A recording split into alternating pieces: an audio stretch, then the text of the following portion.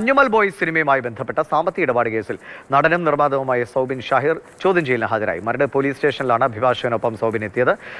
സൗബിനൊപ്പം സിനിമയുടെ മറ്റ് നിർമ്മാതാക്കളായ ബാബു ഷഹീർ, ഷോൺ ആന്റണി എന്നിവരും വന്നിട്ടുണ്ട്. സ്നേഹമോളിനെ ഞാൻ വിവരങ്ങളുമായിട്ട് സ്നേഹ നേരത്തെ സൂചിപ്പിച്ചിരുന്നു. അന്വേഷണത്തിന്റെ ചുമതലയുള്ളയാൾ ഉപരാഷ്ട്രപതിയുടെ സന്ദർശനവുമായി ബന്ധപ്പെട്ട തിരക്കുകൾ കൂടിയാണ്. അപ്പോൾ അദ്ദേഹം എത്തിയ ശേഷമാകും ചോദ്യം ചെയ്യൽ ഉണ്ടാവുക. ഏറെ നേരമായി കാത്തിരിക്കുകയാണോ? എന്തൊക്കെയാണ് വിവരങ്ങൾ?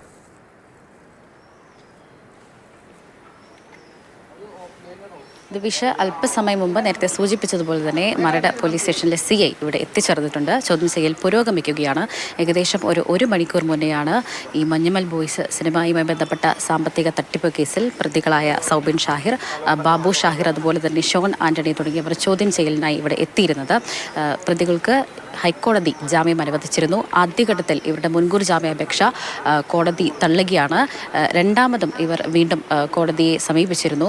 ഈ രണ്ടാമത് കോടതിയെ സമീപിച്ചപ്പോഴാണ് ഇവർക്ക് മുൻകൂർ ജാമ്യാപേക്ഷ കോടതി അനുവദിച്ചത്.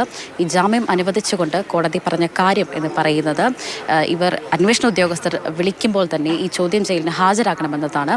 അതുപോലെ തന്നെ അന്വേഷണ ഉദ്യോഗസ്ഥരോടും ഈ കോടതി പറഞ്ഞൊരു കാര്യമെന്ന് പറഞ്ഞത് ഈ പ്രതികളെ കസ്റ്റഡിയിലെടുത്ത് ചോദ്യം ചെയ്യേണ്ട ആവശ്യമില്ല. മാത്രമല്ല അറസ്റ്റ് രേഖപ്പെടുത്തിയാൽ തന്നെ അപ്പോൾ തന്നെ ജാമ്യത്തിൽ വിട്ടയക്കണം എന്നതാണ്. ഈ അരൂർ സ്വദേശിയായ സിറാജ് നൽകിയ പരാതിയിലാണ് മരട് പോലീസ് ഇവർക്കെതിരെ കേസെടുത്തിരിക്കുന്നത്. മഞ്ഞുമൽ ബോയ്സ് സിനിമയുമായി ബന്ധപ്പെട്ട് 40% ലാഭവിഹിതം നൽകാമെന്ന് പറഞ്ഞുകൊണ്ട് 7 കോടിയോളം രൂപ തട്ടിയെടുത്തു എന്നാണ് പരാതി.